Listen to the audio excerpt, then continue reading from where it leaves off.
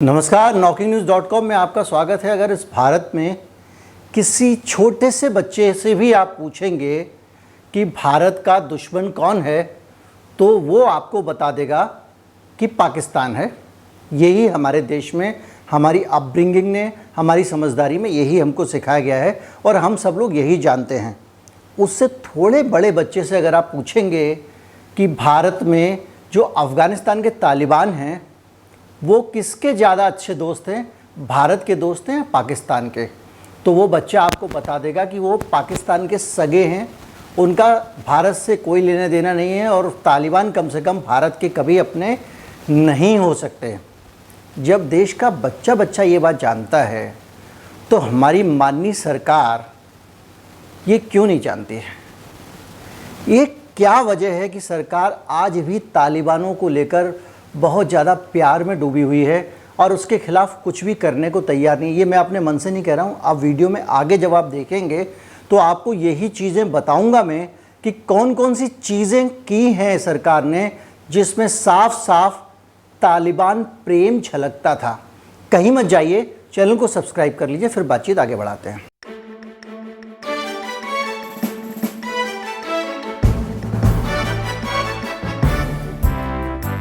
जब कोई एक देश समझौता करता है तो किससे करता है? दूसरी सरकार से करता है। दो सरकारें आपस में समझौता करती हैं। ऐसा तो होगा नहीं कि एक भारत की सरकार जाके पाकिस्तान में किसी मकान नंबर 412 में रहने वाले से समझौता कर ले या कराची के किसी एक संगठन से समझौता कर ले। ऐसा तो नहीं होता। तो जब अमेरिका अफ़गानिस्तान का समझौता कर रहा था तो उसने अब्दुल गनी की चुनी हुई सरकार के साथ में समझौता क्यों नहीं किया? अफ़गानिस्तान में जो चुनी हुई सरकार अब्दुल गनी की सरकार थी वो तो तथाकथित रूप से उन्हीं की अपनी अमेरिका की पिट्ठू सरकार थी। और अगर सरकार से समझौता ना करके आप किसी देश के सर्टिफाइड, प्रूव्ड, इतिहास में हर दिन लगातार जिसकी आतंकी गतिविधियां प्रमाणित होती हों, ऐसे आतंकवादी समझौते से, संगठन से आप बातचीत करते हैं और समझौता करते हैं, तो इसको आप क्या कहेंगे? अमेरिका के राष्ट्रपति डोनाल्ड ट्रंप लगातार तालिबान से बातचीत कर रहे थे और आखिर में उन्होंने समझौते पर दस्तखत कर दिए और आतंकवादी तालिबान को चरणबद्ध तरीके से अफ़गानिस्तान की कमान दे दी। ये फैक्ट है। अब सरकार का भारत की नंबर आता है। जब अफ़गानिस्तान की सरकार से भारत के संबंध अच्छे थे, अब्दुल गनी की सरकार से, तालिबान भारत के लिए बहुत बुरे और ख़राब हो सकते थे, समय समय पे ख़राब साबित हुए और उन्होंने हमेशा भारत को नुकसान पहुंचाया, हमारे कश्मीर में आतंकवाद फैलाया और हमारे खिलाफ काम कर रहे जितने भी दुनिया के आतंकी संगठन हैं उन सबको सहयोग दिया। उसके बावजूद जब अब्दुल गनी की सरकार जा रही थी और अमेरिका तालिबान के साथ बातचीत कर रहा था, तालिबान को लेजिटिमेसी दे रहा था, तालिबान को अहमियत दे रहा था, तो हमारी सरकार ने क्या किया? ये बड़ा सवाल है।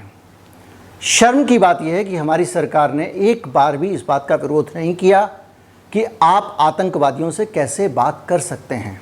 दुनिया के इतिहास का पहला मौका है जब कोई देश ऐसी ताकतों को सौंप दिया गया जो आतंकवादी थे, ऐसी ताकतों को सौंप दिया गया जिनको सोचने के बाद, जिनको सौंपने के बाद ये सोच विकसित होगी, ये संदेश जाएगा पूरी दुनिया में कि आतंकवाद को बढ़ाओ और इतना बढ़ा लो कि बाद में आपको ही सरकार सौंप दी जाए। क्योंकि अब आतंकवाद के ज़रिए सरकार में जाया जा सकता है, सत्ता हासिल की जा सकती है। ये अफ़गानिस्तान के उदाहरण से साबित हो गया है। लौट के फिर भारत सरकार के पास आता हूँ। हमारी भारत सरकार जिस दिन वहाँ पे ये समझौता हो रहा था, कोई विरोध दर्ज कराया? कहीं रिकॉर्ड पे मिला? नहीं कराया। कोई कहीं पे एक शिकायत दर्ज कराई कि नहीं भाई, हम इस समझौते से सहमत नहीं हैं, आपको चुनी हुई सरकार के साथ समझौता करना चाहिए? नहीं किया। और जब इस समझौते पर दस्तखत हो रहे थे और वहाँ पे बहुत सारे लोग बैठे हुए थे, तो उस समारोह में हिस्सा लेने के लिए हमारे अपने देश का प्रतिनिधि मौजूद था। बगल में तालिबान आतंकवादी बैठे हुए थे उसी हॉल में, और उसी हॉल में हमारा रिप्रेजेंटेटिव मौजूद था उस समारोह में भारत हिस्सा ले रहा था जिसमें आतंकवादियों को इतिहास में पहली बार सत्ता सौंपी जा रही थी। ये रिकॉर्ड पे है और जो रिकॉर्ड पे आप यहाँ पे लगातार उसकी क्लिप भी देख रहे हैं ताकि कोई गड़बड़ी की गुंजाइश ना रहे और कोई नीचे आके कमेंट में अपना प्रेम प्रदर्शित ना कर सके। आपके पास अपनी बात कहने और ऐतराज़ दर्ज कराने के 100 तरीके थे। जिस दिन इस समझौते पर दस्तखत हो रहे थे, जिस दिन दोहा में, समझौता आपको पूरा पता है इसलिए बताने की ज़रूरत नहीं है, समझौते में ये लिखा गया था कैसे कैसे अमेरिका पोस्ट छोड़ता जाएगा और कैसे कैसे अमेरिका विड्रॉ करता जाएगा और कैसे कैसे उस विड्रॉल के साथ साथ तालिबान कब्ज़ा करता गया। सब कुछ आपको पता है और आपके पास में आप मेरा पूरा वीडियो देख सकते हैं। इसमें तफसील से 2 वीडियो हैं जिनमें पूरा समझौता समझाया गया है। तो वो समझौता जिस दिन हो रहा था उसके ठीक 8 दिन पहले उसी अमेरिका के दुष्ट राष्ट्रपति जिसने वो समझौता दस्तखत करवाया, एग्जीक्यूट करवाया, खुद फ़ोन पे तालिबान से बात की, जिसने CIA को इस काम पे लगाया कि तालिबान को सरकार सौंपो और अफ़गानिस्तान से बाहर आओ, उस अमेरिका के राष्ट्रपति के साथ भारत के प्रधानमंत्री हाउडी ट्रंप कर रहे थे गुजरात में मोटेरा स्टेडियम में। और जो प्रसन्नता थी, जो खुशी थी, वो तस्वीरों में आप देख रहे होंगे। 8 दिन पहले हम अपने हितों की रक्षा नहीं कर पाते, हमारे देश के हितों की हम रक्षा नहीं कर पाते। अफ़गानिस्तान जैसी जो बहुत महत्वपूर्ण जगह है, महत्वपूर्ण पड़ोस है हमारा, उसमें तालिबान की स्थापना की जा रही थी और भारत सरकार हाउडी मोदी कर रहा था, हाउडी ट्रंप कर रहा था। भारत के प्रधानमंत्री ट्रंप के साथ में गुजरात में रोड शो कर रहे थे या हाउडी शो कर रहे थे, कुल मिला के उनका चुनाव प्रचार कर रहे थे।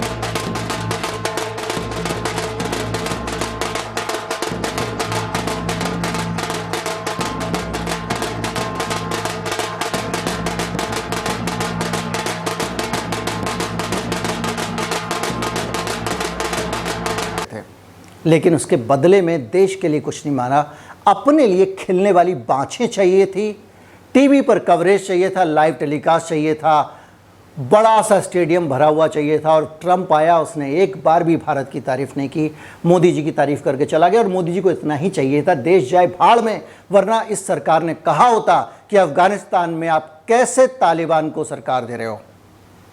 अब आप ये मत कहना कि उनको पहले से कैसे पता था, क्योंकि ये बातचीत बहुत पहले से चल रही थी।